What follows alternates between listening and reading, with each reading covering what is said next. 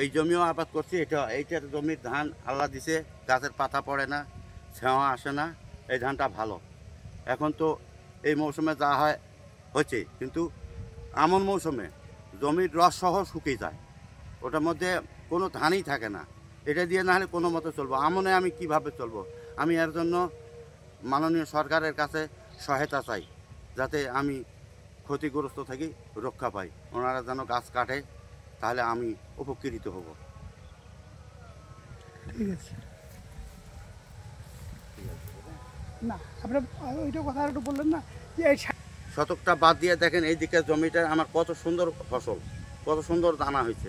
আমি আবাদ করতে বলেন আমি এই আবাদ করছি, আমি একই কৃষক, অথচ ওই জমিটার গাছের ছামা আর পাতা, ডালপালা পড়ার জন্য আমার ওই জমিতে ধান যেটা হয়, ধানের দানা হয় না, অপুষ্টি দানা, ধান চলে না, গাছ সব মারা গেছে। এই কিছুদিনের মধ্যে গাছটা আবার ভেতরে ঢুকে যাবে, ধান কাটাও যায় না, কাজের দেবড় লাগে।